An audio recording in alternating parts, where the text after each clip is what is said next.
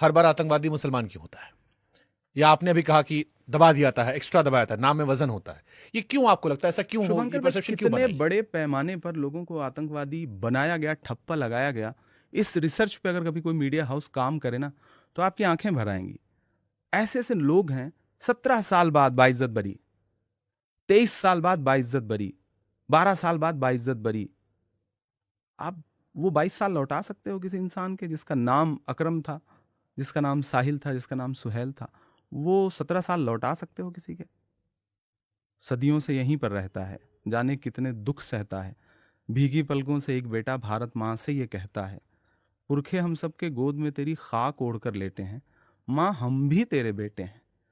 तो उस पीड़ा को कभी किसी ने समझने की कोशिश ही नहीं की। आप जो कह रहे हो ये बहुत सारी घटनाएं इस बीच और में ये आई हैं, घटनाएं बहुत सारी जिनमें हैं। 20-21 साल का है। लेकिन इमरान, इसका एक सच ये भी है कि सारे नहीं निकले हैं, कई सारे होंगे भी। और एक पहलू ये भी है कि जैसे प्रज्ञा ठाकुर अभी निकली, वो भी यही बात कह रही है कि हम भी जेल में रहे, अदालत ने हमें बरी कर दिया। लेकिन आप उन्हें उस निगाहों से देखते हो कि वो अदालत ने गोडसे को बरी नहीं किया। अदालत ने ऐसे बहुत सारे लोग हैं जिनको बरी नहीं किया, और अदालतों ने वही एनआईए जो फांसी की सजा मांग रही थी, वही एनआईए कितनी शिथिल हो जाती है वो भी देश के सामने है।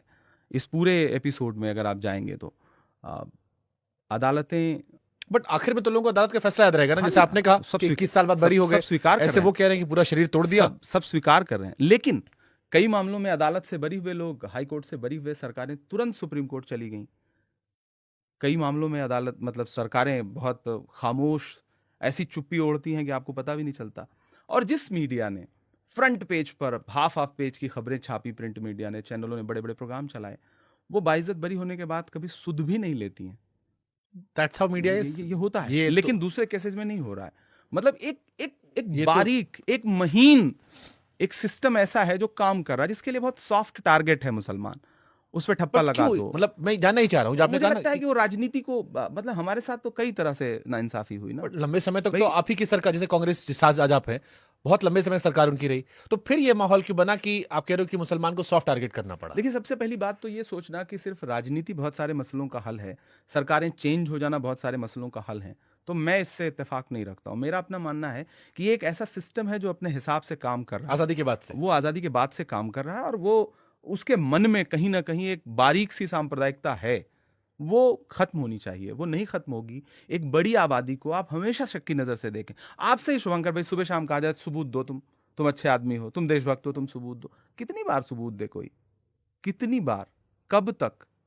मतलब सब कुछ कुर्बान करके, सब कुछ लुटा के। वो आप जब चक दे इंडिया देखते हो ना, तो वो जो आखिरी का सीन है ना शाहरुख खान का, तो अगर वैसे व्यक्ति से भी आप सवाल पूछ रहे हो, उस व्यक्ति की भी देशभक्ति को आप सवालों के घेरे में खड़े करने लगते हो, जो पूरी दुनिया में आपकी मोहब्बत का ब्रांड एम्बेसडर बन के जा रहा हो, तो आप आम मुसलमानों के साथ कैसा व्यवहार? बट इमरान, जैसे चलो आपने अच्छा टॉपिक छेड़ा, अभी मैंने अन्नू कपूर का पॉडकास्ट किया था, उन्होंने ये मसला उठाया कि अब सबकी अपनी शिकायतें हैं। जैसे एक शिकायत आपने शाहरुख खान वाली की, शाहरुख खान को भी अपनी पहचान बताना पड़ता है, which is unfortunate because he represent India.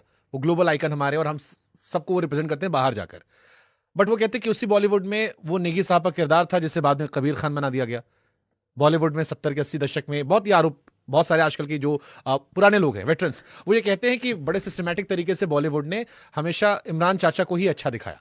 गांव में सबसे अच्छा आदमी, ब्राह्मण जो था वो लूटमार था, ठाकुर जो था वो आक्रांता जैसा था, बनिया जो था वो चोर था। एक गांव में चाचा थे जो वर्ण व्यवस्था है, आप अगर उससे संबंधित फिल्में बन रही हैं, तो वहां भी आपको, और ये शिकायतें कब से शुरू हुई हैं? 2014 के बाद से। मतलब इधर बीते 15 मतलब लोगों में होड़ लग गई है कि किसको एफटीटीआई का चेयरमैन बनना है, एनएसडी पहुंचना है, कुछ हासिल कर लेना है।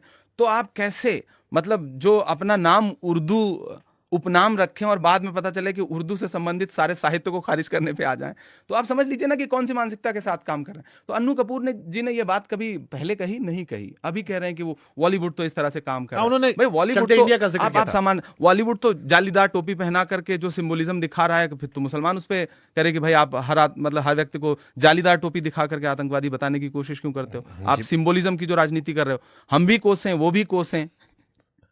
तो खुश का ही नहीं भाई, मैं समझ पा रहा हूं। अगर मुसलमान कह रहा है हमको शक की निगाहों से देख रहे हैं, हिंदू कह रहा है हम खतरे में हैं, तो मजे में कौन है देश में? आप बताओ कैसे खतरे में? मजे में कौन है देश में? मतलब मुझे तो हैरत होती है कि एक नैरेटिव सरकार ने बना दिया कि नहीं खतरे में है। भाई 11 साल से आप हो,